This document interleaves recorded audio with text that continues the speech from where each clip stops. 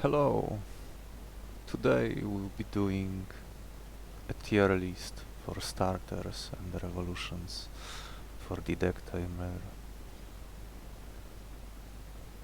We'll be starting with the starters before moving on to their evolved form.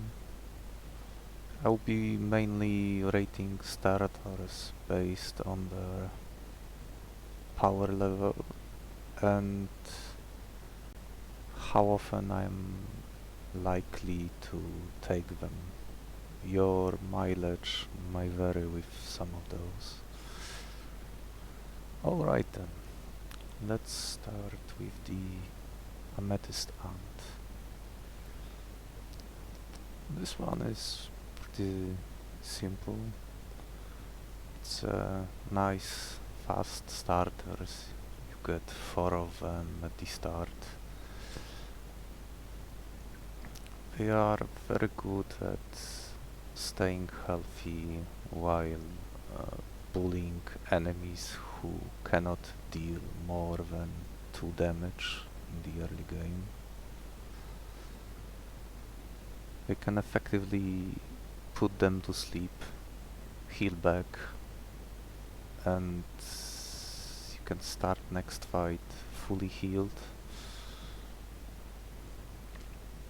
The ant's usefulness usually start to diminish somewhere in the middle game, when you start facing monsters who have 6 speed or better, at which point you will be probably start losing your ants. Even then you can still get some value out of them. Like if there is a speed tie against an enemy with the same speed, you can drop your ant, use its attack to apply torpidity on the enemy, let the ant die, and the next ant you play will apply the same torpidity attack again, putting the enemy to sleep. Next one is Belrat. This little fellow used to be around 8 tier few patches ago, but the game has changed since. The 2 damage that the Belrat can do often no longer cuts it in the early game. It makes catching enemies or dealing with enemies who start with 5 health problematic at times. They can still trade well against slower enemies. Often the best way you can use them is to play a Belrat, which gives him armor when you place him, use his Belgong move to get even more armor and slowly chip away health from a weak enemy who can deal 1 or 2 damage, especially if that enemy is slower. Somewhere by the time you reach like fight 4 or 5th, the usefulness of Belrats is almost none. At that point it's best to have them killed or removed from your deck so that you can draw other more important cards. Next is Bloodgrab. Bloodgrab suffers from poor stat line of 4 health and 3 speed. It makes it not the greatest monster to be used offensively or defensively. His saving grace is his Leech Bite move, which lets him heal for the same damage it deals to the enemy, and as long as there is a speed tie between Blood Grab and the enemy, healing moves like the Leech Bite will effectively make Blood Grab immortal. He could face an enemy like Grimjaw, often with 7 health and 3 speed, and you could just use the Leech Bait move on your Blood Grop every turn, and the Grimjaw would never be able to break through unless he debuffs your attack or something like that.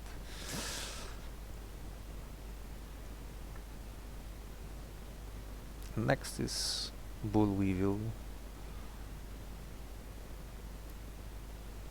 I don't like this starting monster all that much. He shares the same bad stat line of 4 health and 3 speed, though if you manage to keep him alive, he will get 1 speed at the end of each turn, which might matter in the early game when you slowly become faster and faster to outspeed future enemies in the same fight. He can do 2 things. He can either use his acid spray, which is a pretty decent attack, to damage, makes the enemy weaker to future attacks, or his main defensive tool is his limited Exogno move. It gives him the blue armor, which reduces most sources of damage taken by the amount of blue armor the Bullweevil will have. In practice, this means that the Bullweevil will be able to reduce the incoming damage to him by 1 or 2 points in most situations before the duration of the Exogno move expires. This can come in handy especially when facing slower enemies, so that you can use the Exogno move first. You can leave a slot, right slot of him empty if the last enemy is using a weak move like a flurry that attacks 3 times and hits for once each. If the Weevil used his Exogno move once, he will be able to take those 1 damage hits for a few turns with no damage taken. His bad initial speed is the main reason I am putting him this low. It's just this monster wants to tank, but he's not very good for the first turn unless you can make him go first using other monsters, or if you buff him his speed somehow. Next one is Furbo. I put him in the A rank because this monster is fast. He will often be active before many early enemies. He is excellent at finishing them off with his bite move. His main utility is that he can use his Pleading Face move once per fight, and it will give 3 negative attack to the opposing enemy, which is very good against many targets in the early game. It neutralizes most enemies that use multi-hitting attacks like Abyssal Elk or even Tongue Biter. Since the weakness move, this Bleeding Face lasts long enough that you can use it, and then next turn you can attack the enemy for free. And that's about it. Next we have Glowtongue. This little fellow can tank a bit thanks to his 5 health. You don't need to be overly concerned in keeping him alive, because his main gimmick is that whenever he is placed, he will deal 1 damage to the opposing enemy. This is the main reason to take this monster. It can make many tricky fights trivial when you can just play him over and over again each turn if your deck is small enough, and wear down the enemy. And if the enemy has his armor reduced by anything, the damage will also increase the same way from this ambusher talent. Ambusher talent also lets you easily catch enemies with the regeneration talent, which otherwise might be tricky to catch since they heal back at the end of the turn, often leaving them at 2 health remaining, which can make catching them difficult in terms of how much more food is needed to secure the capture.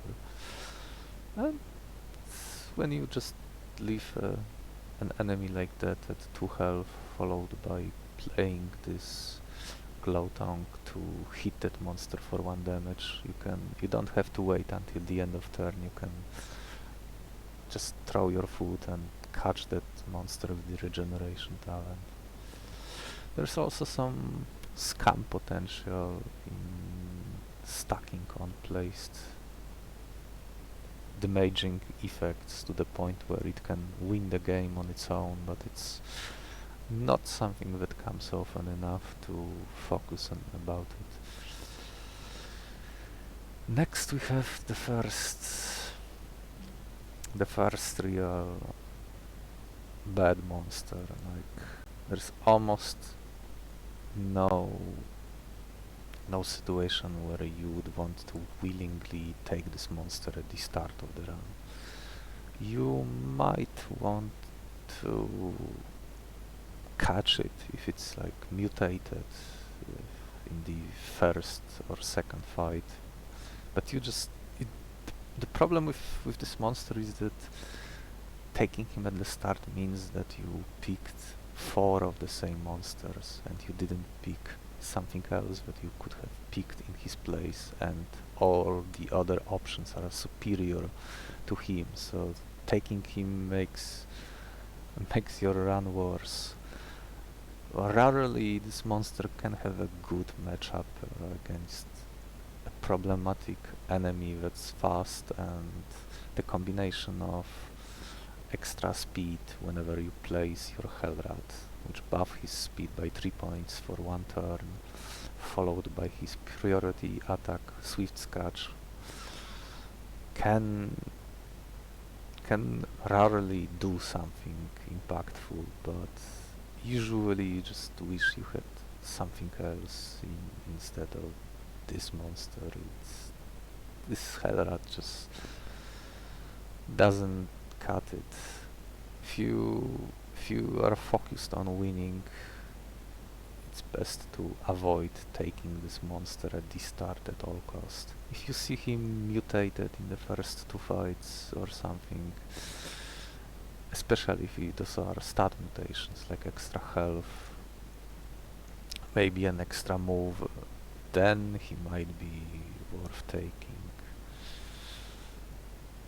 Just so you maybe can do something with him later. Next we have Kilimaro, which is second monster who goes to the S rank. This monster is surprisingly very powerful, but can be also tricky to use because he's not very fast.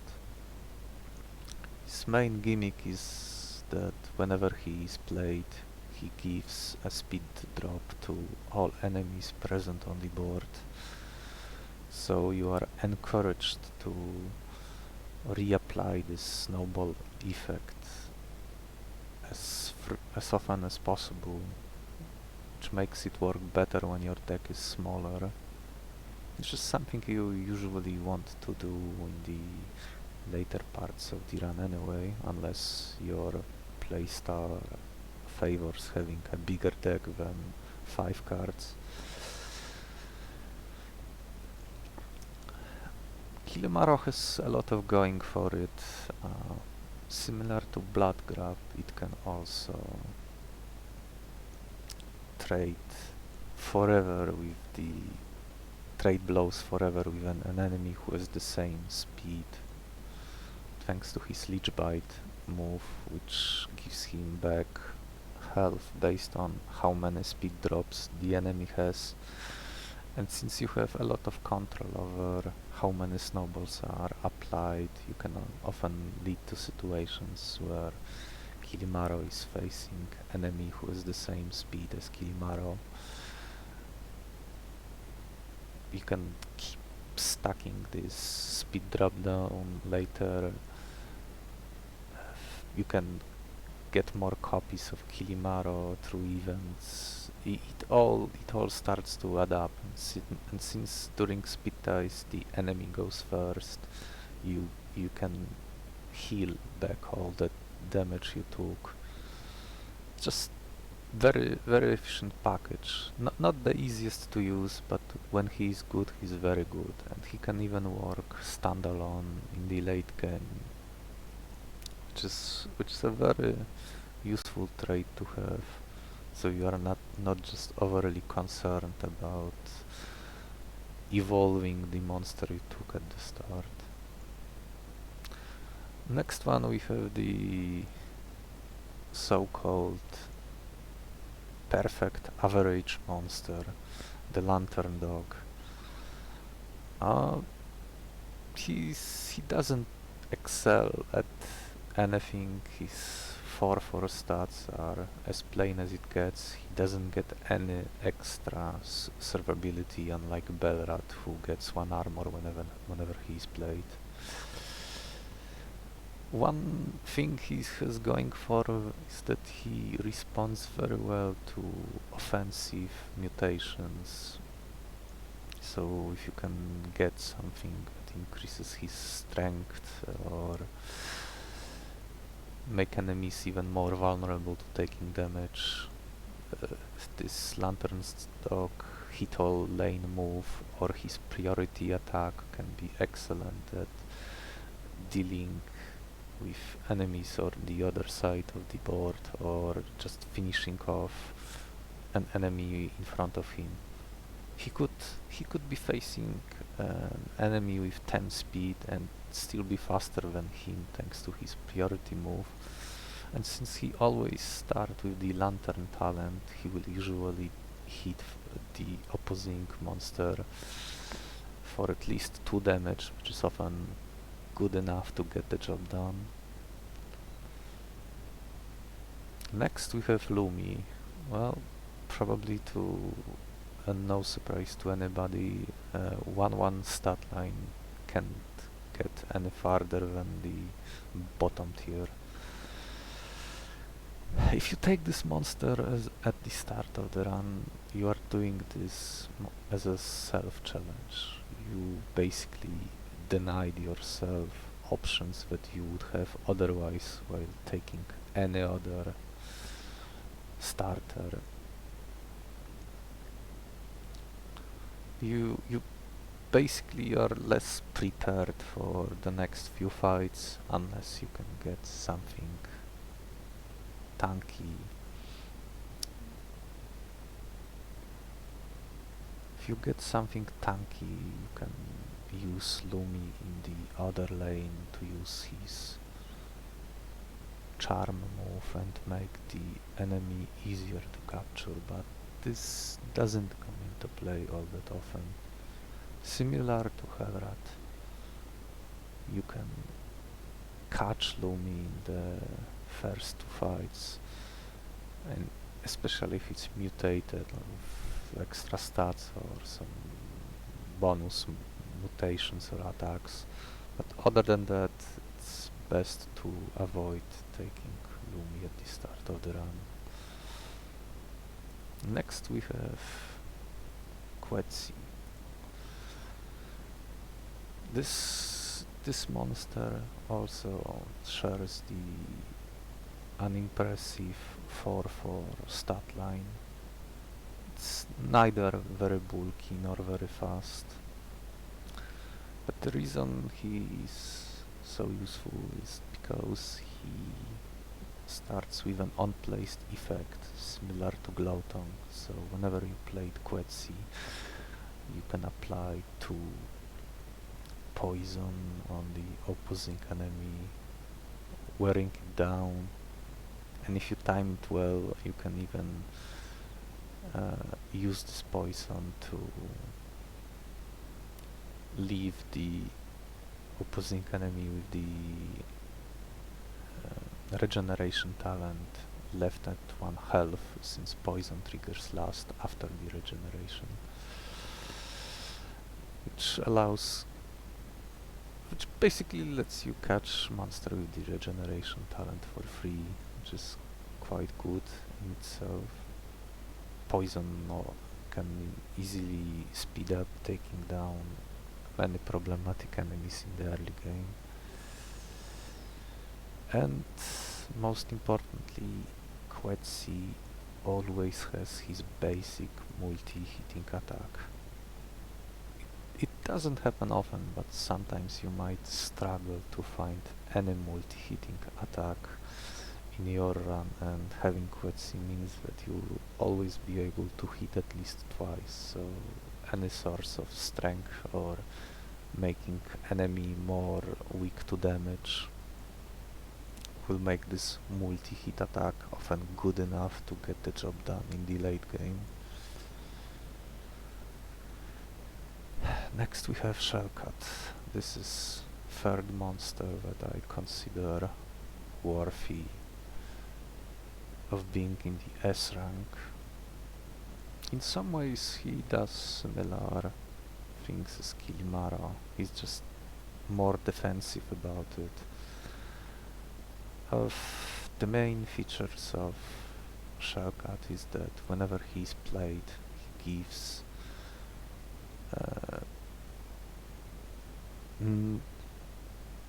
he slowdowns the opposing enemy for 3 turns, making that enemy go last, which often means that you can play Shellcat and let either him or your other monster act first against a potentially problematic fast enemy that could otherwise deal heavy damage to you, but now that fast heavy hitting enemy monster is going last, you can use your heavy hitter or sleep user or whoever else you put in front of that enemy and let your monster attack first. His second main feature is that he has a very good status move, Guard. It lets him stack up 2 points of armor every turn, and he can do it forever. He can either use this to trigger any status applying effects or just keeping himself alive. If the opposing enemy cannot deal more than 2 damage, this guard move can stall this monster forever, and if you are in a comfortable position enough to stall like that, it usually means that your run is in a very good place. You can set up your other monsters, let them heal, let Lumi use charm or whatever else you have prepared in store. Next we have Skullcrab. This monster used to be close to Hellrat in usefulness. A few patches ago, Skullcrab was buffed and received a single-use 3 damage attack, and this one small change made this otherwise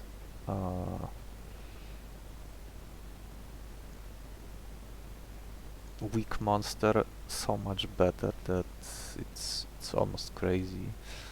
5 speed often lets him go faster than many early enemies, and with the 3 damage hits he can often kill or finish off an already weakened enemy.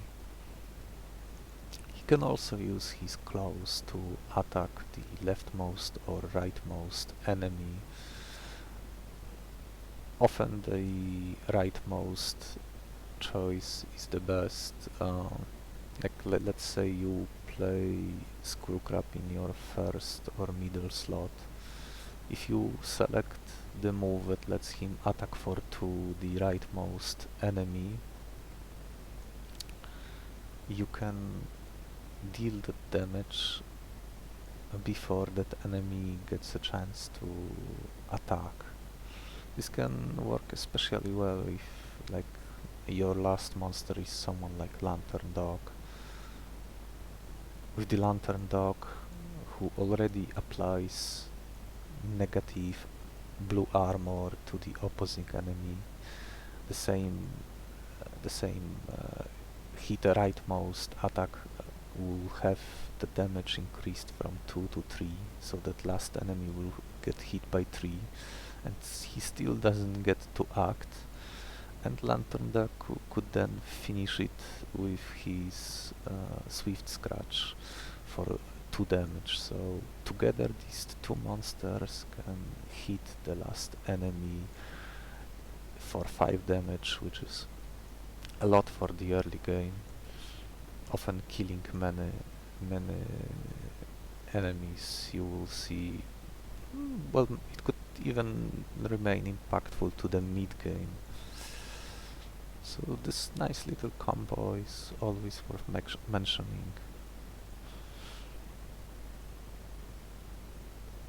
Next we have Tusked Gecko. I used to consider him to be 1 tier lower, since 4/4 stat line and no inherit healing makes him run out of health very fast. But at the end of the day, he still has access to a sleeping move, and he can refresh the use of it if he gets to kill any enemy. So he can potentially use multiple sleeps in the same fight, or he can even restore other limited moves if you give him something like a glowing substance from Mono or Fruit of Might from Plant of Might. This rarely comes into play, since it's a little difficult to use to milk it like that, unless you have some super tank on the board which lets you kill enemies in any order you desire, in which case you can milk his Slave Drinker as much as you want to.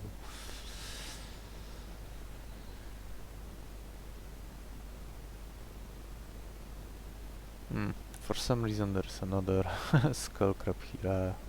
I don't know what happened here. Hopefully I won't run out of monsters. There should be 15 starters. Huh. I think someone got replaced here. Some bug.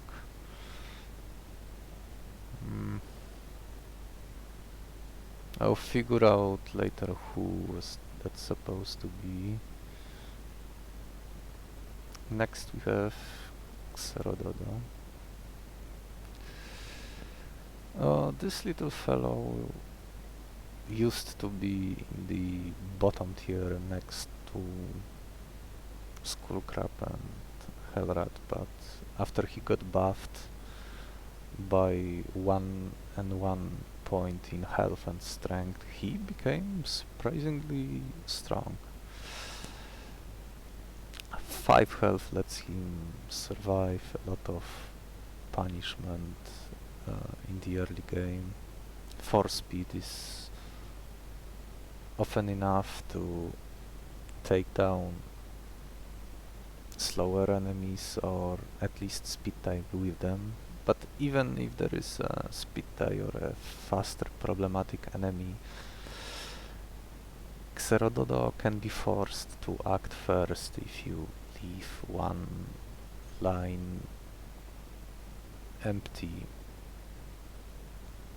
This can come into play sometimes if you just want to wear down a faster opponent that has very little health remaining, or you just want to weaken an enemy while playing only one card on that turn on the board, in which case it could be like Xerododo alone and you just ram into the enemy before letting your Xerododo die. You can get surprisingly a lot of use of this empty lane mechanic that gives him speed priority. Another interesting thing that Xerododo can do is that his basic attack can deal between 2 to 4 damage based on how many other monsters with rank 1 are on your side on the board. So let's say you have 3 Xerododos active on the board at the same time. They all are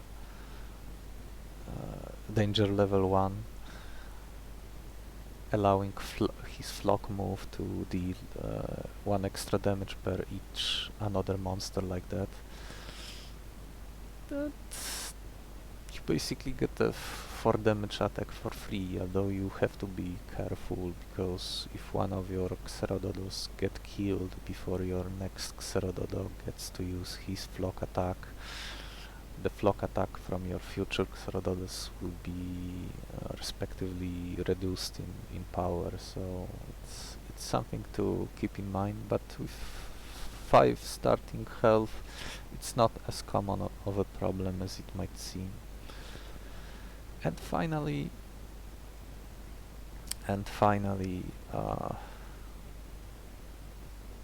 this monster has a getaway move which lets him retreat at the end of their turn automatically. This lets him run away from enemies who applied or will apply poison to him. So let's say he's facing an enemy Jellymin with his apply 3 poison move. You can put your Xerododo in front of that enemy, select the getaway move, hit the Jellymin for 2, he will apply 3 poison to your Xerododo. By the end of your turn, your Xerododo will retreat and dodge all the poison, which is very good. Okay. How far are we in? 10, 15 starters. 6. I think the Skullcrab replaced one of the evolutions. Well, I will figure out who that was in a moment. Let's start with evolutions.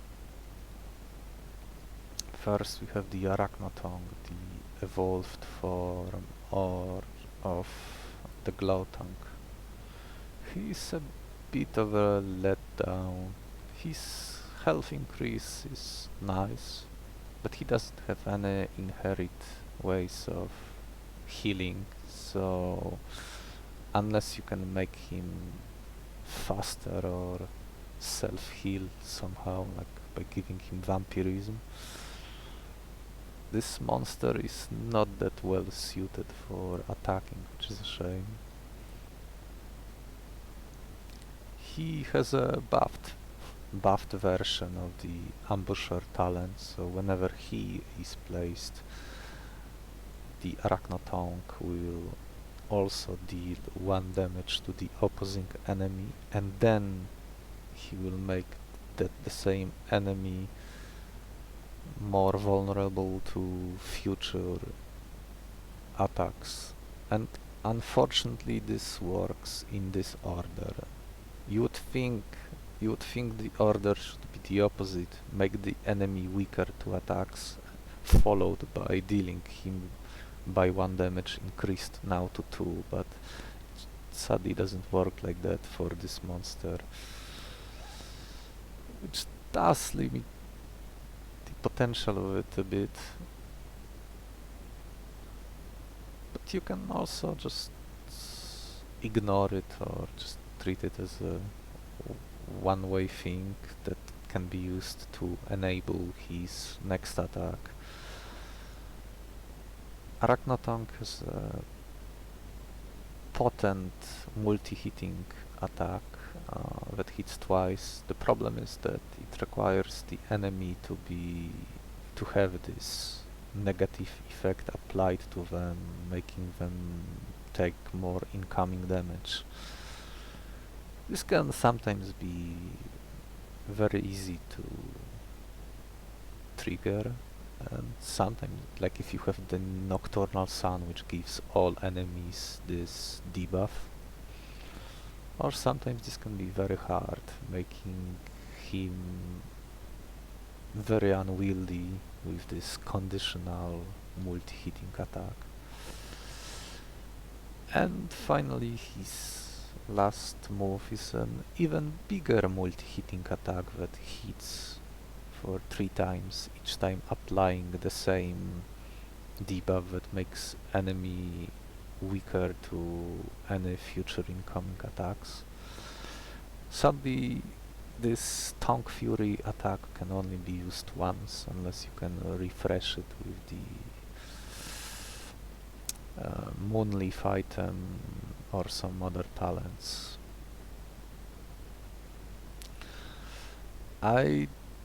It's rare that I would rely on this monster. If I am taking him, it's either because I am in desperate need for any multi-hitting attack,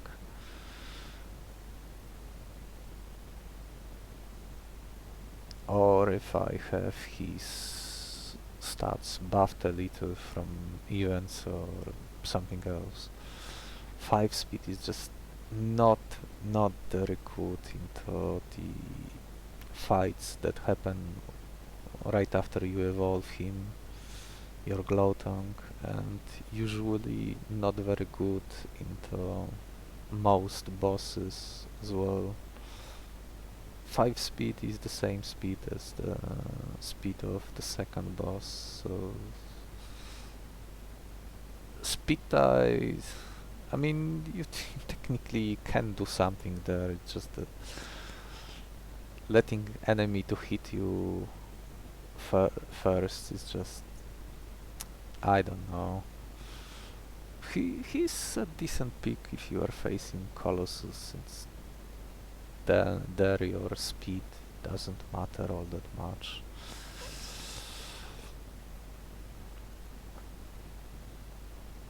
But against other bosses, I usually have better options available, unless I am focusing on his talent alone, treating him like a glorified Glowtongue, and I just keep focusing on reapplying this 1 damage that makes enemy weaker to all future attacks. I guess you can do that, it just doesn't come into play all that often, even if you can do it every turn. If you can scam it somehow, like by being able to draw more cards per turn with the charismatic talent from the Ghost Fox and or the sneaky talent, it can get quite powerful, but at this point you're probably winning already anyway, and you didn't need his evolved form. Unless you were facing the fifth boss, since all his initial three monster have one blue armor at the start, which reduces all the damage taken by one. Yeah, and that it could be relevant in this situation, I guess. Next we have Blood Angel. This monster is sadly a letdown. It has an interesting thing going for it, like it's one of the fastest monsters, tied with the Shadow Moth.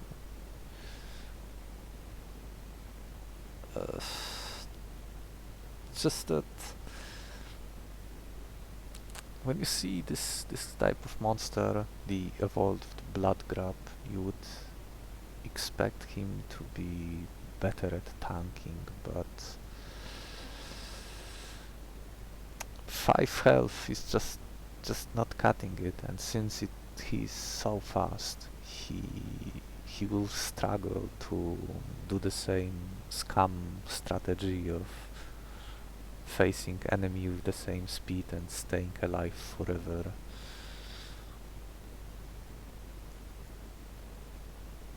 Makes you wonder why we would even focus on that. Like, are you in that desperate need of healing to use his Lich King talent? It does seem like a good pick on paper, like whenever your monsters are dealing damage, especially multi-hitting attacks, everyone gets healed, yeah? But you rarely win with healing alone. For this type of playstyle, you would need some way to bulk up, have more health, more armor, more blue scales, being able to weaken enemy attack so it doesn't do damage. But even then, okay, maybe you can do something with it. But then this monster is left with 2 moves that are not doing much. Like, he can hit the lowest health enemy for 4, which is not something you would select in most situations, though you could technically do a similar deny enemy turn as with the skullcrab close, or hit enemy for a single enemy for 6 damage, which is good on paper, not good enough in practice. Like, let's say you are facing the enemy Masked Howler, 7 in stats. Just because your Blood Angel is faster than it, if you cannot kill it, it doesn't matter, and it will survive. The Howler will survive at 1 health, and will likely one-shot the Blood Angel with 1 attack, so that just shows you that without enough bulk or some other supportive tools or some ways to increase his offensive potential, like, this monster needs more moves. He needs something like the Imitator talent or Hyper Simulation talent, so he can borrow moves from your other monsters, like sleeping moves, multi-hitting attacks, something that does more. By itself, this monster is low priority for evolving. Probably slightly even less than the Arachnotongue, but he can still sometimes be just good enough. Maybe you have a spare imitator lying around in a syringe and you can just inject him with it, and that can get the job done against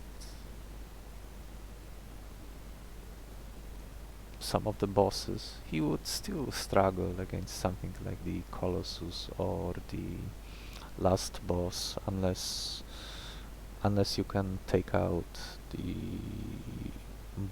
fifth boss Amalgamate on the same turn, since by default Blood Angel cannot survive any hit that hits for 5 or more. Any slumbering from the Colossus will also kill Blood Angel. 5 health on a evolved monster is just a very bad threshold to have. Like, to me, I prefer if my late game monsters have at least 7 health. If it's less,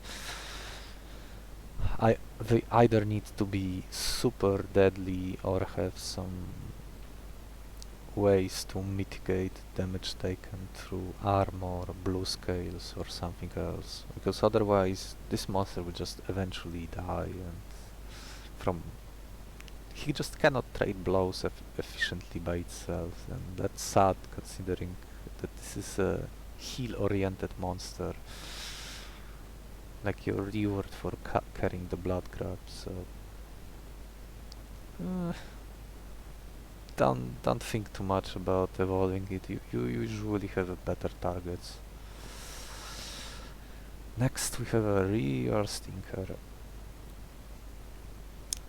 Colossal Cloud Spider is the evolved form of Bullweevil. 6-5 in stats on evolved monster is already not very good. It's neither fast nor very bulky. It doesn't have a single attack, it just has 2 moves, 2 status moves, one that gives all enemies, lets them take increased damage from any source, and another which is like the opposite, which armor ups his party. Whenever he uses any status move, or his teammates use their status moves, the reactive talent from the Colossal Cloud Spider will hit all enemies for 1 damage. This seems all well and good in theory, but in practice this monster just cannot survive much by itself. The stats are too weak, so you pretty much have to buff him somehow, or make him go first, give him means to survive, maybe the Fortress talent from the Pillar Mall, so whenever he would use his status move he would get a wall to prevent incoming attacks. At this point this could work, but this is just so much work for a monster that you evolved and it still doesn't do much by itself. It will die to many late enemies if they are allowed to attack first. This monster in general is just full of wishful thinking. If his stats were a little higher, maybe his speed was like 6 or even 7, there could be some potential in there. As it is, he just requires too much investment, and even if you invest into him, like maybe if you have Silver Beetle and he's just your extra evolution,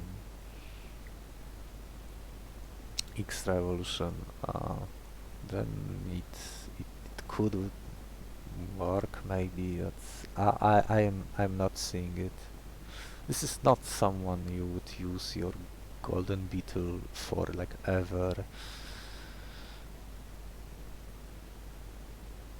These Arachnotongue and Blood Angel at least have some valid Golden Beetle targets when you are using the Beetle to evolve them and get something you want. This thing is just too unwieldy, hard to fit in parties.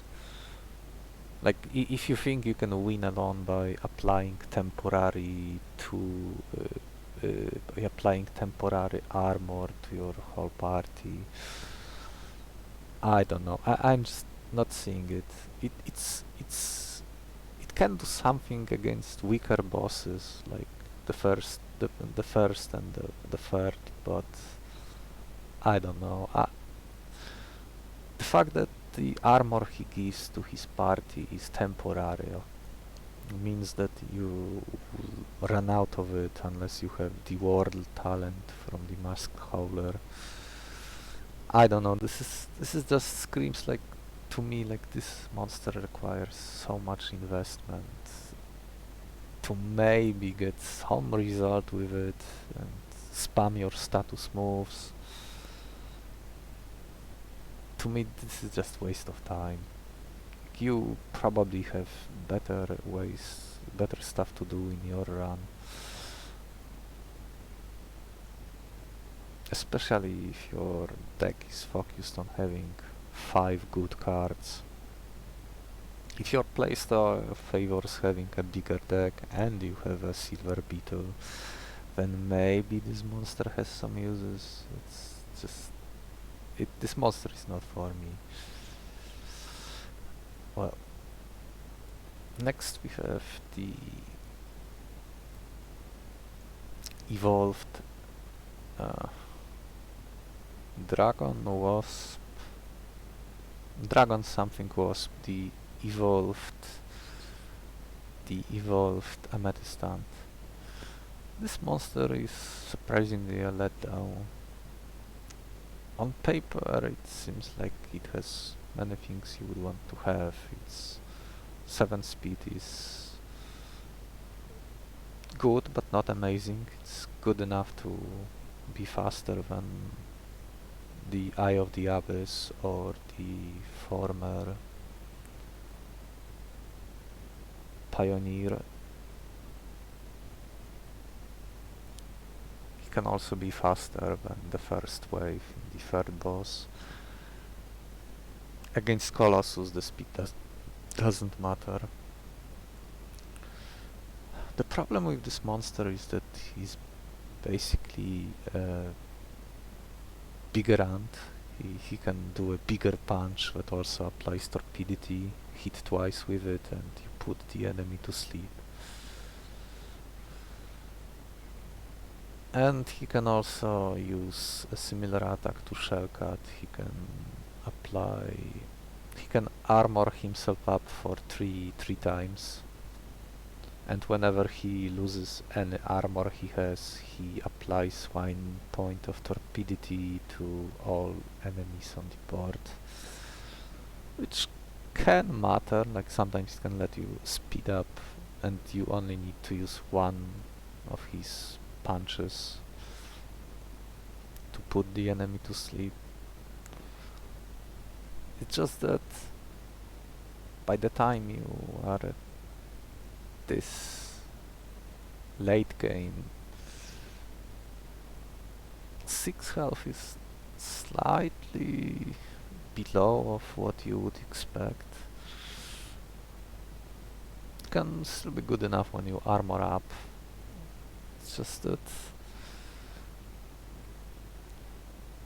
there won't be many situations on which you would be spending your golden beetle to evolve this monster. He cannot self-heal unlike his unevolved form, unless you extract the Sleep Sucker talent from him and give it to his evolved form, which can work sometimes. This monster just has a strong late game competition, especially if you are focusing on having 5 cards only by the time you reach bosses. Usually you have other monsters that present in your run that can either put the enemy to sleep or have almost the same premise as this ant. Like there's a Chasm Horror at 8/6 monster which is the same punch or almost the same punch as this ant, but Chasm Horror has other talents, moves that it comes with it, and they can do more. They can deal damage to the opposing enemy, they can apply more torpidity. They can let him attack first, they can let him attack multiple times, they can let him attack all lanes at once. He's better at tanking hits. Pretty much even the worst version of Chasm Horror is probably better than this monster, and you don't waste slot on or Beetle or on carrying this evolved monster, so why bother? Well, sometimes you just don't have anything better, like maybe your run didn't have many sources of sleep, and any source of sleep is often better than none, unless it's the fifth boss, against which I personally don't like using sleep much, but that could be just me. Especially if it's like split in 2 hits, that's not something you want to do. If you want to put something to sleep and it's the fifth boss, his amalgamate, you want to do it on the same turn as he's attacking, otherwise you are taking a big hit. Next we have False Yeti. This is quite a contrast between the Farble and the False Yeti. 6/6 in stats is...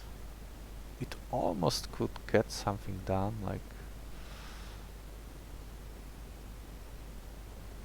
can survive a 5 damage attack, but that lacking speed, I don't know.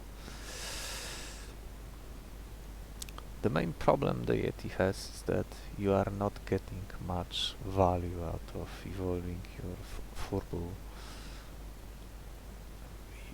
False Yeti doesn't have any talents.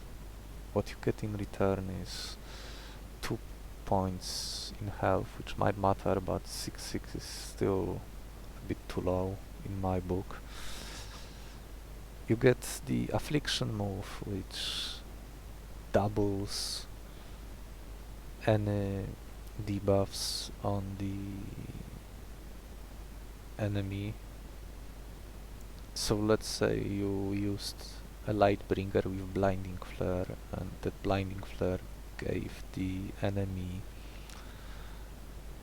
4 points of vulnerability. When you use the Affliction move, those 4 points will be doubled to 8. Same with Poison, Weakness, and maybe with something else. The problem with this move is that this doubling doesn't trigger effects that care about applying debuffs to the enemy. So let's say you have another monster on the board, like who has Sadistic or Poisoner or maybe something else, and you went out of your way to give the enemy Colossus 20 poison. Then you doubled that poison with your Affliction, so now it's 40. Well, respectable amount. But then your other synergies like the Sadistic or the Poisoner, they do not register this 20 points you just applied with this Affliction move. To those talents, the buffs you just applied, like, they never existed. And this bad interaction, which has already been reported and it might be fixed at some point, and if it does, I would move False Yeti 1 tier higher to C.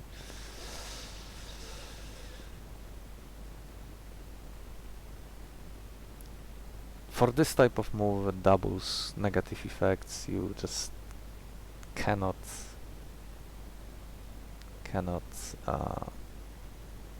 it's just, I don't know, it looks good on paper, underwhelming in practice. I guess it can work okay if you have, if he's doubling negative speed and you have evolved Kilimaro, Gargoro, then yeah, then you can get something out of it. So you would need Furbo and Kilimaro in your run, and Silver Beetle. I don't. That's just too many moving pieces. The False Yeti also comes with other two moves, but they are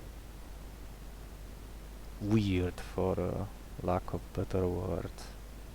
He can either weaken attack of all enemies by 2, or he can buff strength of all your monster by 2. The catch is that both of these moves last 1 turn only, so you will not get much value out of those unless you have the world talent from the masked howler, in which all the buffs and debuffs will persist. Yeah, if you have that, you can do something. It's still not something that will work against bosses that demand that you respond right away, like the 5th boss. 5th boss in general is quite hostile to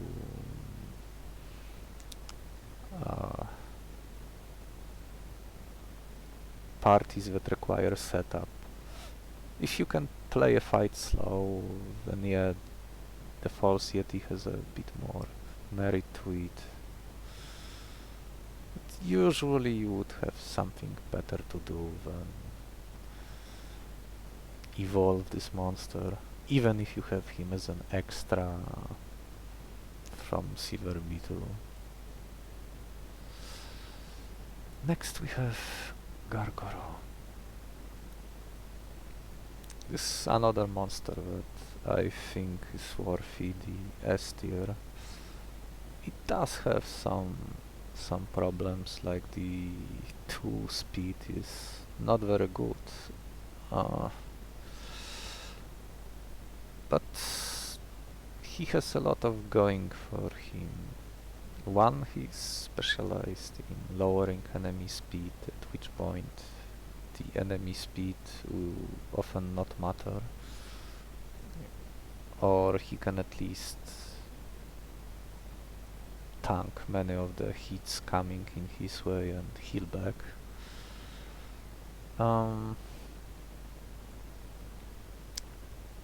Taking Gargoro means that you are pretty much all in on his main icebreaker talent. This talent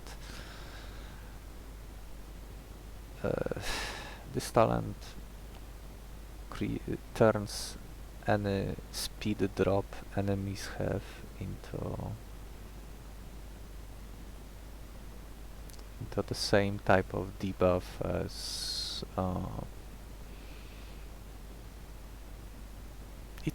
it basically increases all incoming damage,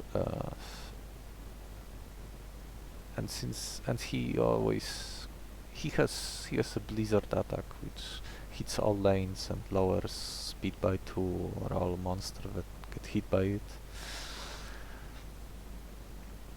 There are many monsters in the game that apply negative speed to the enemy, or there are talents that drop enemy speed constantly, like Frosty that gives 2 negative speed to the opposing enemy, or Sub-Zero that lowers all speed by 1. Frigid doubles damage if the enemy has any speed drop, and even if you don't have any speed drop, you usually, when you evolve your Kilimaro, especially if it's Golden Beetle, you can extract the Snowball talent before getting your Gargoro. Sometimes you can also extract the Ice Leech and use it to heal your Gargoro, though this rarely matters in practice. If you have 3 syringes and are expecting Gargaro to tank hits which you cannot heal back enough with your food or other sources, then yeah, giving him Ice Leech can be a smart move.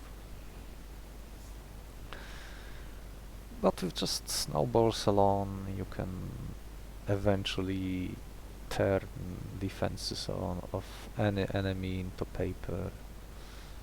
Gargoro works very well when you have multiples of him, so he's even better with the Silver Beetle.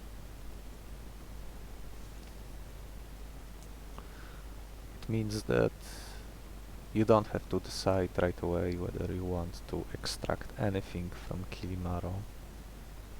You can play Kilimaro first, every enemy on the board gets a speed drop, then you play Silver Beetle, retreat Silver Beetle. Well, you can rejoice your basic speed synergies already active, you can apply more through other snowballs. If you got Gargoro through Silver Beetle, you can extract extra Icebreakers talents whenever he is temporarily evolved, so when you start a fight, get your temporary evolved Gargoro, you can extract the Icebreaker and near the end of the fight put it on another monsters you intend to keep, and repeat it and this process in next fights until you are satisfied with the amount of Icebreakers you have. 2 or 3 is good enough. If you get to copy this monster through events, you also can be rewarded with the same thing, with or without Silver Beetle. This monster often acts as your win condition. As I mentioned earlier, the game supports negative speed heavily. It works very well with multi-hitting attacks, can crush most, if not all, of the bosses.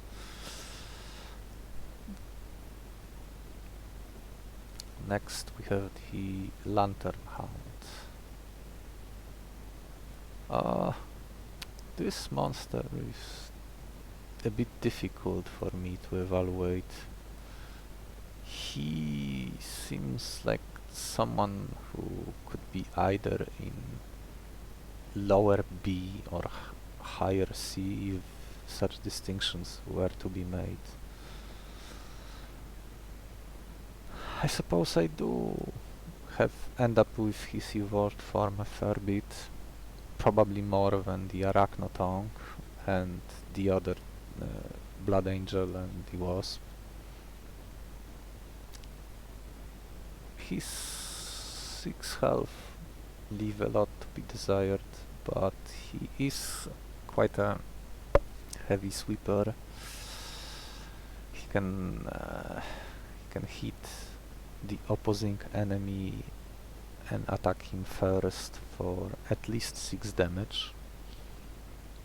The opposing enemy next to him gets increased damage taken by 2, so the bolt attack base value is 4, increased by 2, it leads to 6. If you extract the Lantern talent from the Lantern Dog, this bolt attack can hit for 7. 7 attack that can hit for 7 is the exact amount needed to kill the 5th boss, Lightbringer. Most late enemies in the 6th and 7th fight will not survive such hit anyway. 2. So that's something to consider, but this monster is basically pure offense. Health is a bit lacking, so he does share some problems with the Blood Angel. He's just a little better at killing stuff. especially if you buff him or give him a multi-hitting attack, in which case even something like a flurry, which hits 3 times for 1,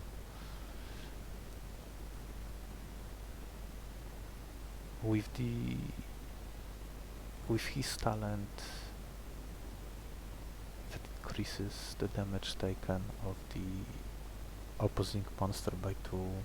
This flurry will now hit for up to 9 damage instead of 3. So that's the difference. And it will scale further with any other points of strength that you could give to him. He can also hit all lanes, which can matter, not very often.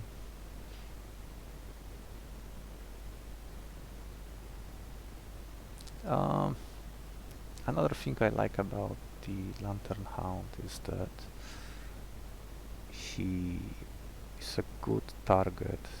He's a decent target for the golden Beetle, but he can work with silver too. So if you have 2 decent starters worth evolving, silver Beetle will get the job done. Next we have Leposeidon, or however you pronounce it. He's the evolved Tusked Gecko. What if you took Tusked Gecko and basically fixed everything for him? Where 4 speed was lacking, often making his speed tricky to use, unless you found an event to buff his stats, especially speed, which you probably should. Here you get 6 speed, which is not perfect, but you can get the job done. It's especially good against the second boss, since they all have 5 speed, so your Leposeidon will act first. 7 health lets him tank hits, so even if something is faster than him, he can usually tank many of the hits coming his way. He can put enemies to sleep 3 times, which is a lot. It will often be more than needed to win combat. He can tank 2 slumberings from the Colossus. He does have a speed tie with the Eye of the Abyss, so unless you can buff his speed by at least 1 point or lower it for the eye, this is not the greatest matchup for it, but usually you will find something, maybe an item, talent, or maybe something else, and in this case your investment is worth it, because enemy put to sleep not only cancels his current action, but that means the same enemy will also remain useless in the turn after, so that's a very good deal, and then you can just redo the process when that monster wakes up. Next we have Lumi Swarm. While Lumi sucked a lot in almost every metric possible, terrible stats, decent charm move, but hard to use due to bad stats on Lumi. Lumi Swarm is like the opposite. It's a huge 9/9 body with a big 8 damage attack and a hit all lane attack for 3 attack. Similar to Gargoro, this monster has an interesting talent, Blinding Radiance. lets him, whenever any enemy on the board receives damage from anywhere, it could be attack, it could be poison, it could be rock, it could be blood, and I think if you inject the enemy or extract their talents with syringes, I think it triggered too, but I have, it's been a while since I last used it that way, so I don't remember. That enemy who, whenever that any enemy on the board takes damage, they become, they will increase, they will get, they will be hit by more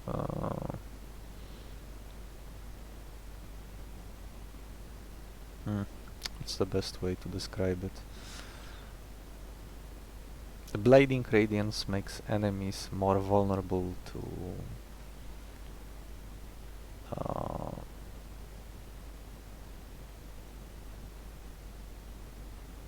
anything that deals flat damage, like attack, or a talent that deals 1 damage, like the ambusher.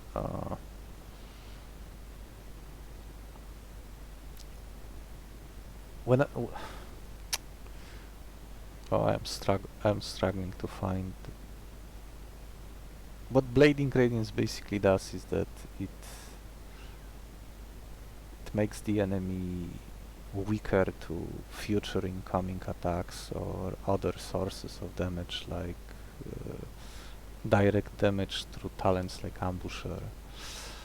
The downside is that this talent lasts, this penalty lasts 1 turn only, but if you are loaded with those instances that attack, that deal damage to the enemy multiple times, be it from multi-hitting attacks, items, or something else, it can easily result in some crazy amount of damage. It works very well if you have multiple Lumis worms, or if you have the silver beetle and use it similar to Gargoro and get multiple copies of the blinding radiance talent. It's just makes him a good monster for killing most enemies. He's basically designed to be like a Magikarp from Pokemon, so maybe even better. It's like you are carrying your shitty Lumi all the way to the 5th battle and get rewarded with this powerful monster whose stats are even better than Gallardo's. He's basically close to a legendary.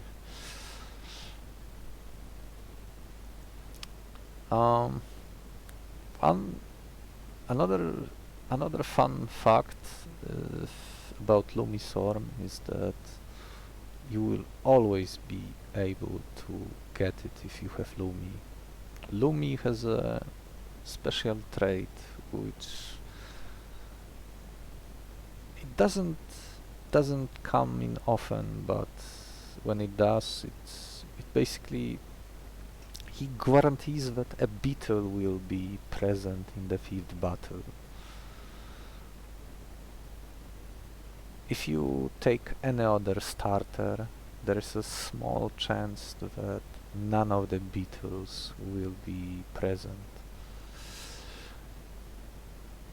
In my last, like, I don't know, 100 something runs, this happened about once or twice when I carried my starter and I wasn't offered any Beetle. So this situation is not very common. But if you are willing to stomach the carrying Lumi all the way, you will always see a Beetle offered in the 5th battle, which can be something to consider, especially if you are catching a Lumi in the 1st or 2nd battle. Next we have Quetzarion. This monster, I think, best belongs to the B tier. He's the evolved form of Quetzarion. With 7 health he can finally tank some hits. And what makes it even better is his Noxious Beast talent. Whenever any enemy receives poison, unless it's from the affliction move from Force Yeti, Quetzarion or any other monster carrying the Noxious Beast talent will receive the respective amount of brown armor. This can lead to some interesting situations where if you have some poison available, be it from items, moves, or even by extracting the poison spray from Quetzi earlier before evolving him to Quetzarion, you can immediately get something for your investment. And what makes this even better is that Quetzarion starts with a great multi-hitting attack called Double Injection.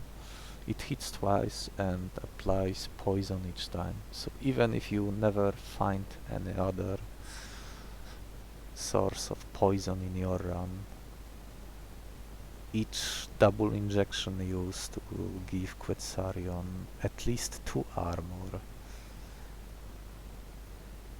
And if you were to copy double injection, like through hyper simulation, imitate, or extract it with an event, or use Silver Beetle to get more copies of the double injection and Noxious Beast, you can have an entire party, all 3 monsters on the board, protected by both Noxious Beast and double injection, and you can just tank almost anything.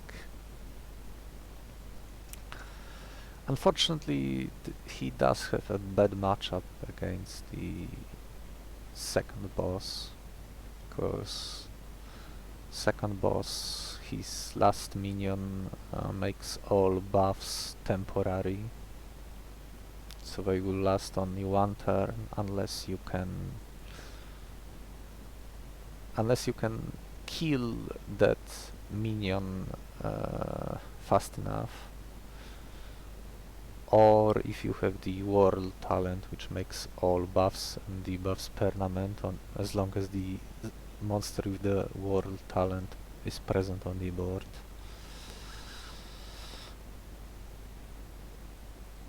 But other than that, it's a great, well-rounded monster. It's a great reward for carrying Quetzi. Just about when he's about to become not very useful, you get to use a much more impactful version of him. One of his downsides, and the reason why he's not higher in rank, is that 4 speed is very bad. While he is very well equipped to tank the initial hit, or maybe even 2, especially if you can stack poison, and at which point the incoming attacks probably won't matter anymore. That 4 speed is holding him back, so you have to keep that in mind. This makes Quetzi or Quetzarion a good candidate for anything that buffs speed. Well, I say almost anything. Something like the mushroom event, mysterious mushroom event that lets you give a monster +3 and 3 in stats for the cost of curse.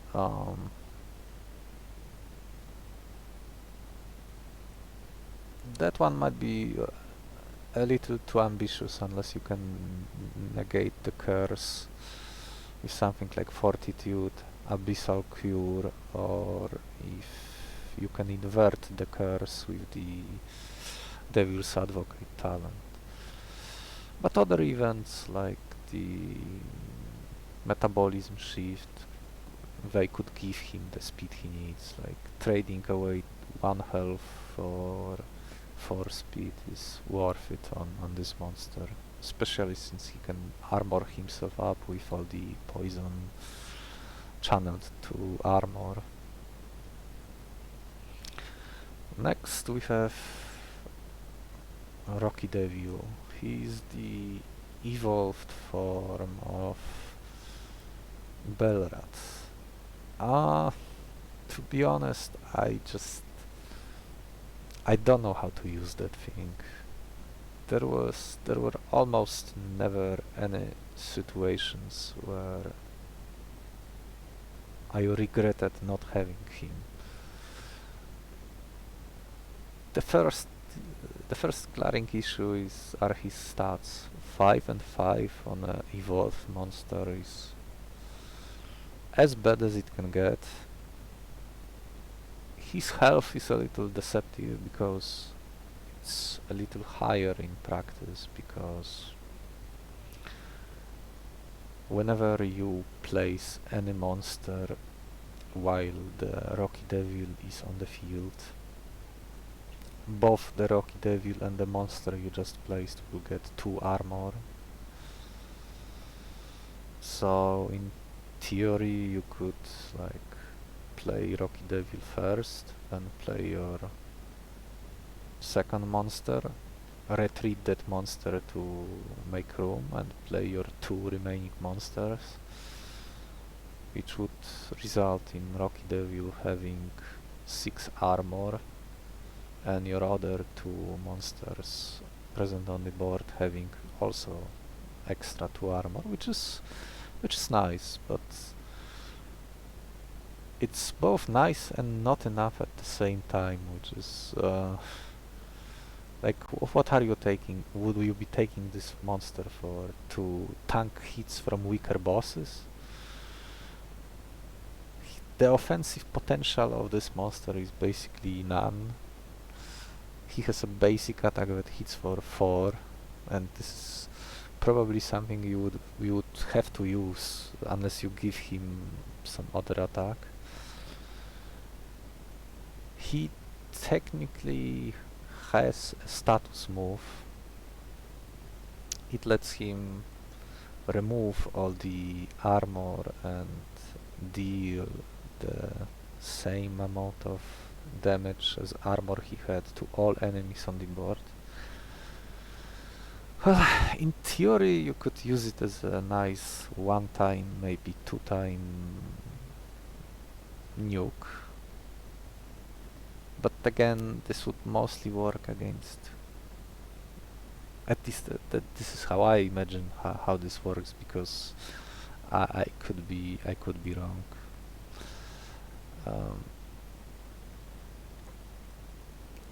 So,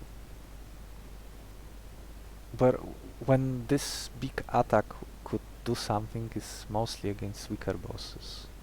But those bosses get defeated by a lot of other things that don't require evolutions, taking away your precious slot, taking away your silver or... well, silver beetle is not a price to pay here, but you would never use golden beetle on this monster.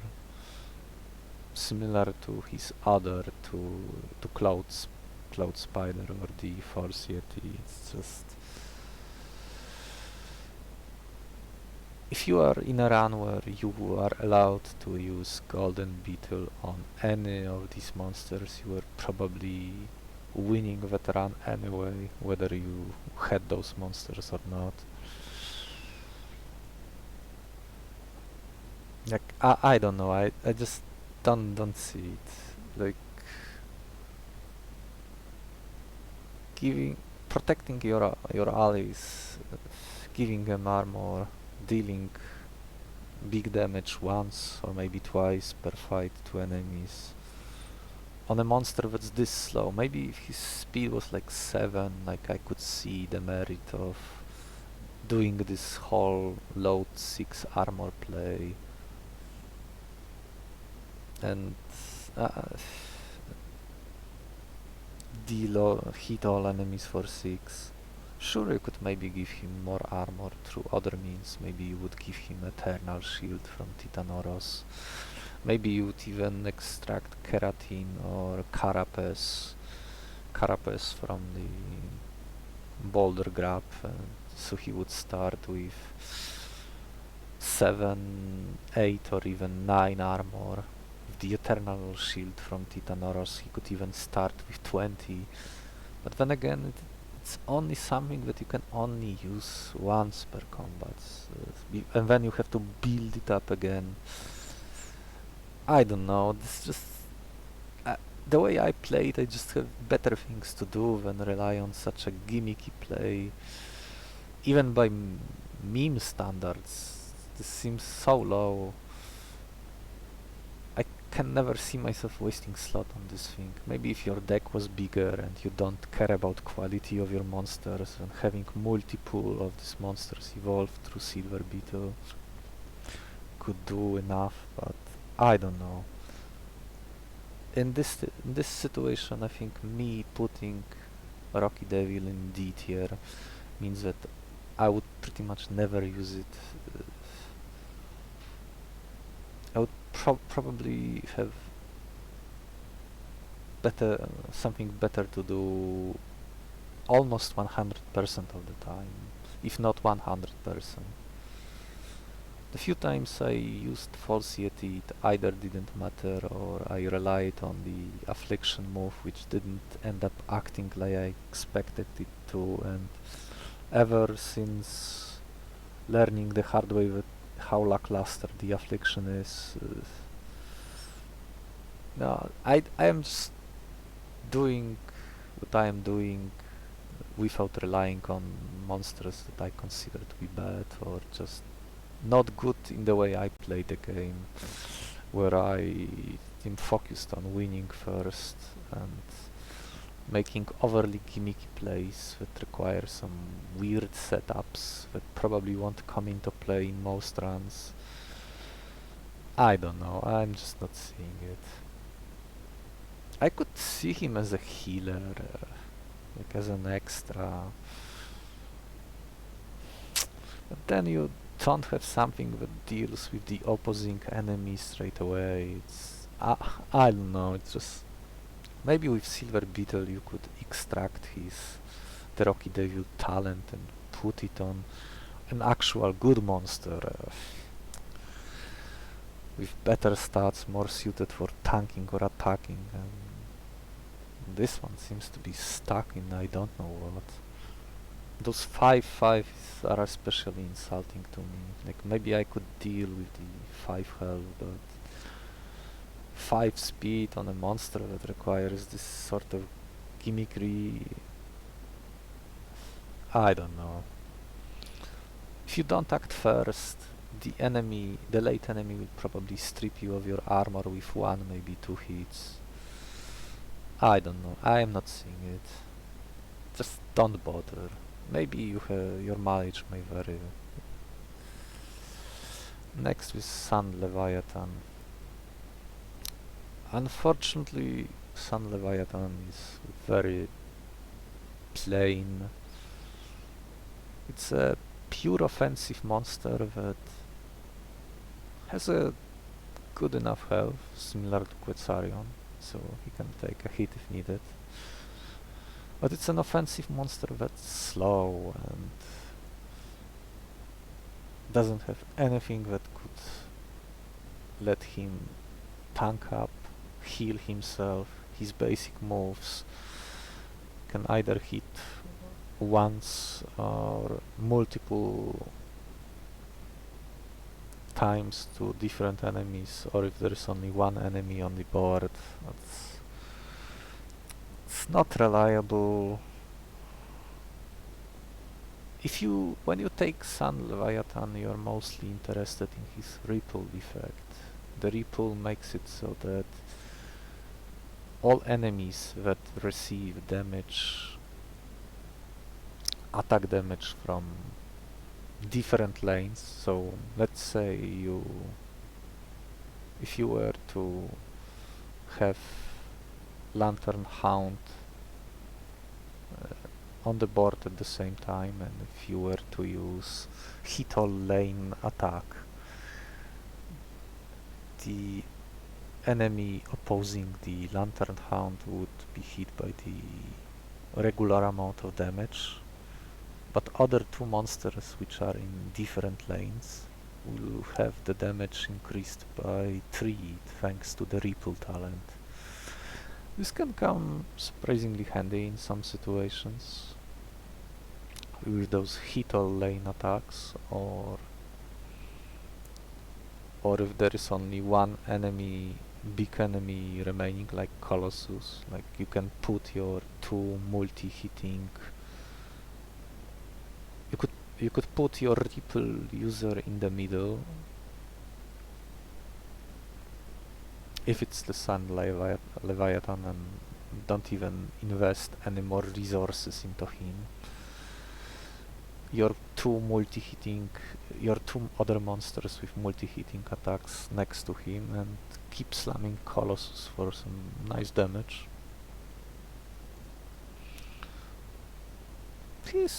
For that alone, he can be an acceptable gold Beetle target. Probably better with silver. You can get multiple ripples that way, and you can even scrap this monster once you find something better in the late fights. Something with better stats, better moves, to let them carry the ripple talent and get a better result.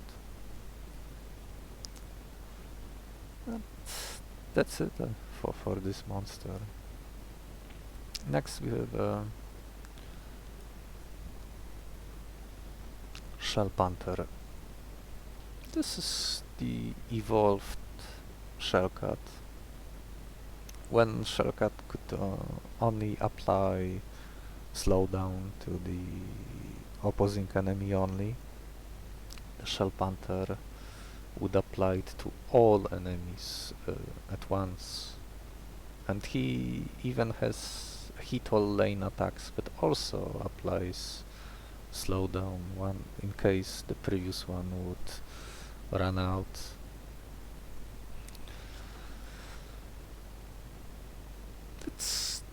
Being able to act first alone is often very big, especially in the 6th and 7th fight. Can be relevant against first, 3rd and 5th boss. Any slowdown and a monster with 7 speed lets you act faster than the 5th boss Lightbringer, allowing you to easily one-shot it with a big attack. And when Lightbringer is down, he cannot, since he is dead, he cannot buff his Amalgamate ally for big damage, often turning that fight into a victory already.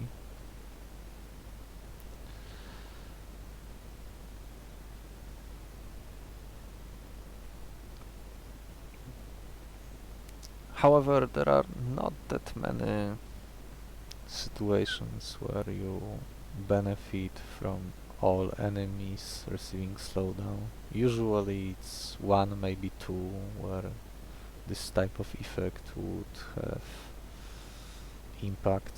You are encouraged to carry to fast monsters with you anyway. Rarely your run will maybe force you to a situation where you are lacking in fast monsters, in which case slowing down everyone can be quite slowing down all enemies can be quite important. Unfortunately, this slowdown affects the current board only, so once a new enemy shows up, under reinforcements, second wave or whatever, the slowdown will no longer be active. You would have to either extract the Shellpanter's talent and use another monster to place him on the board and reapply it, or use the ink splatter attack to hit all lanes and give them a new slowdown. But this means that you probably let the enemy attack first, like during the second phase of the third boss, which might be not something you want to do. So for this reason, even with his another attack, Fortified Assault, which lets him get 2 armor on himself, I cannot rate him higher. He's both good and he's easy to use, but he's not an overly important evolved target, especially if you have. He's good with Gold Beetle, since this is an unplaced effect, the initial one when he's played and gives slowdown to all enemies. But if you see Silver Beetle, you either have to accept that you have to trade this talent away to get any functionality of it, or just scrap evolving this monster entirely and put someone else in its place.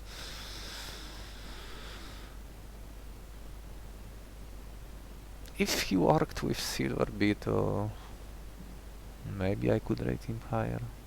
In most runs, you can either keep Shellcat alone, and even then you probably eventually can scrap it in favor of other faster monsters or tanky enough to survive anything coming your way.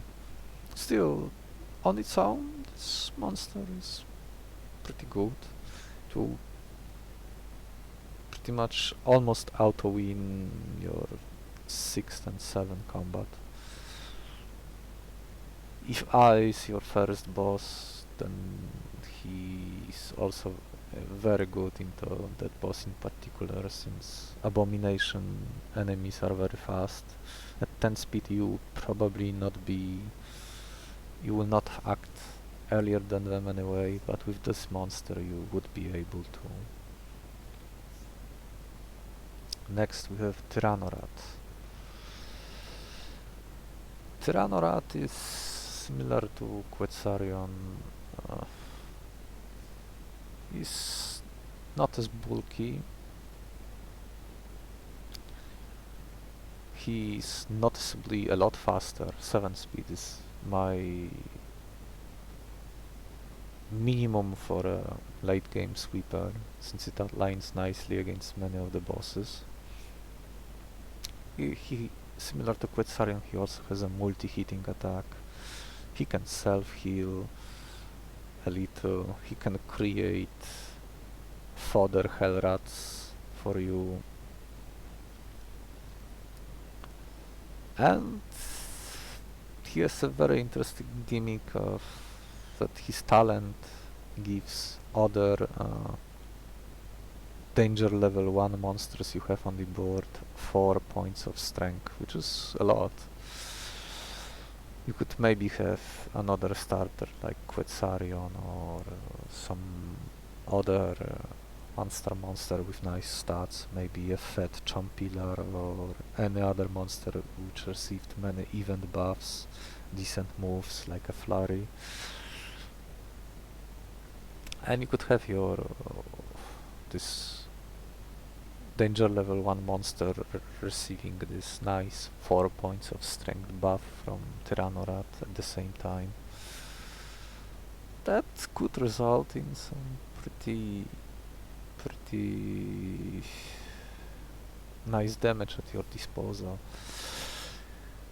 Unfortunately, the Tyrannorat has one big problem. He is the evolved form of Hellrat.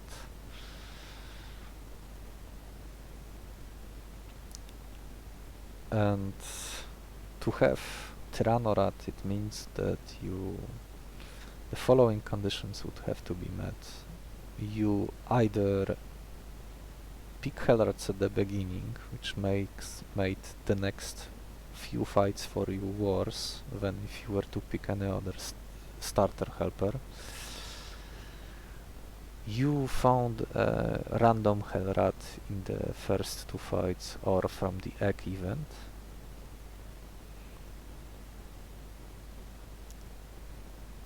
And you had nothing better to evolve.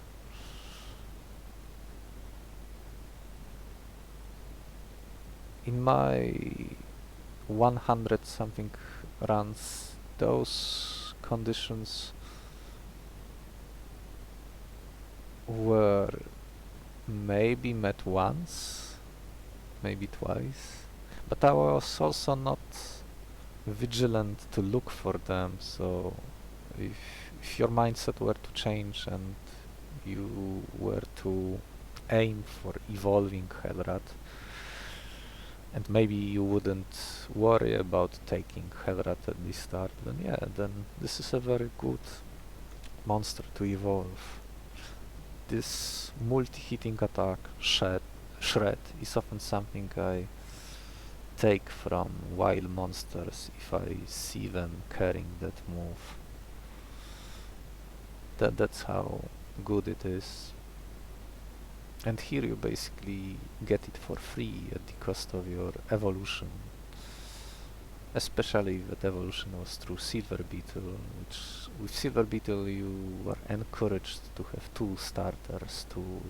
at least two starters left to evolve and get a nice value out of them.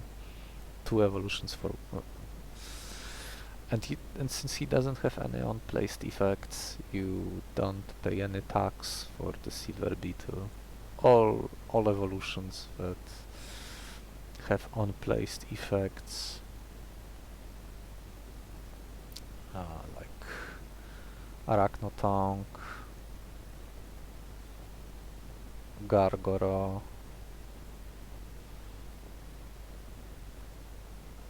Rocky Devil,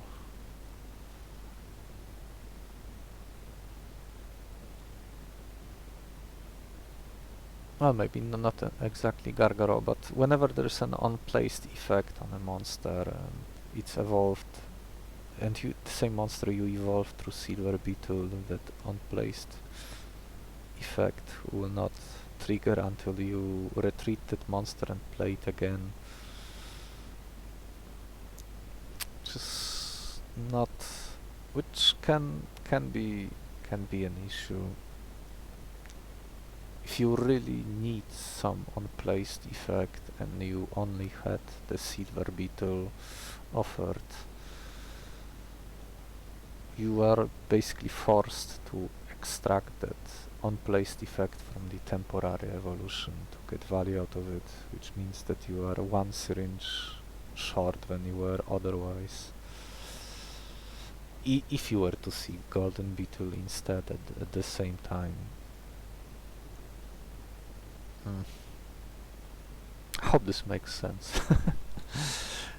Anyway, possibly the last monster, unless I figure out who that extra Skullcrab was supposed to be, is Xerogriffin. This is the evolved Xerododo. This monster is in many ways almost perfect. Like, it has some of the best stats it can have for evolved starter. Like the 8-7 is not that far away from Lumis War. The Warcry talent lets not only him but all your other teammates present on the board act first for the next 3 turns, which is usually enough to win any fight before the boss, or even versus many bosses as well. Since this is an on-placed effect, there can be a tremendous difference whether you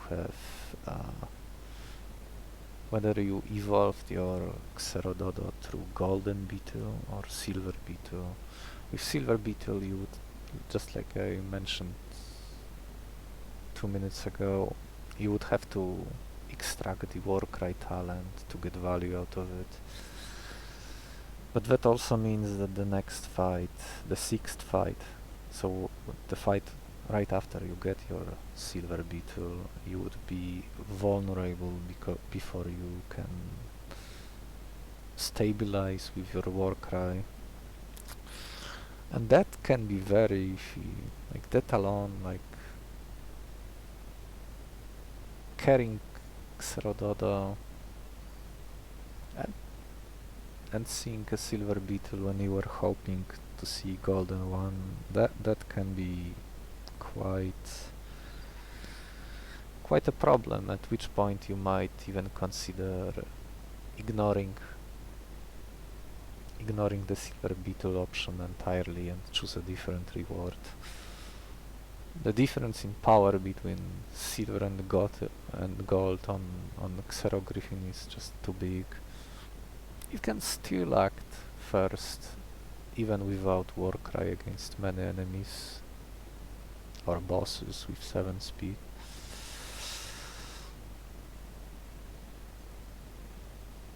His basic attack is nothing special. 5 attack. It's mostly there to let you kill enemies in the 6th and 7th fight, giving you enough room to decide what actual move you want to give to him before you see the bosses, if not earlier. Maybe it would be Flurry with some strength scaling or something else. Interestingly enough, his last move,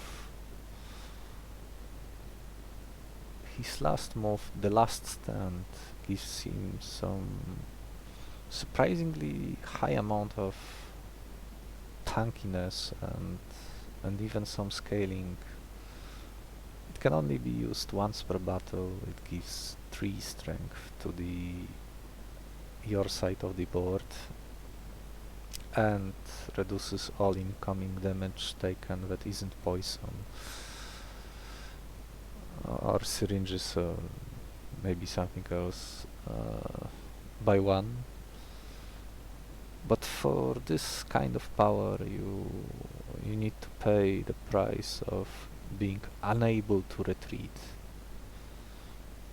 So if when you are using this move you are expected to finish the fight or die trying with the monsters present on the board, unless if you have something that could move this no retreat debuff or even cleanse it.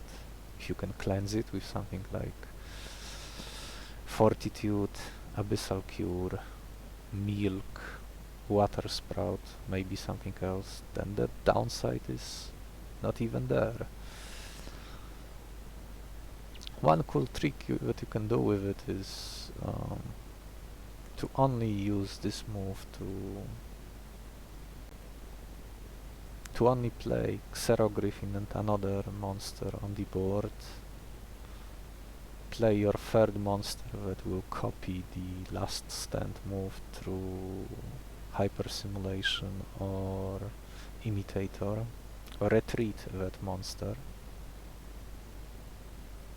Or maybe retreat... oh, never mind. The idea here is that you use at least one of your last stunt moves when it's used. You still keep one slot on your side of the board empty so that you can play new monsters and cycle through if needed. And if you have the last stand copied on another monster, that means that you can apply this last stand multiple times, which can lead to some nice party-wide buffs for those 2, maybe even 3 monsters if you can negate the drawback or just don't care about it anymore. And everyone will be buffed by this increasing amount of blue scales and strength increase. Often enough to win against whatever you are facing, assuming the enemy is unable to cleanse, to remove your buffs, or is not in rush to destroy you like during the 5th boss. Against 5th boss you generally don't want to use setup moves like that. But even then you still have the Warcry, and with Warcry you can easily act first before the enemy Lightbringer and just one-shot it. So you still get value out of it even without the last stand.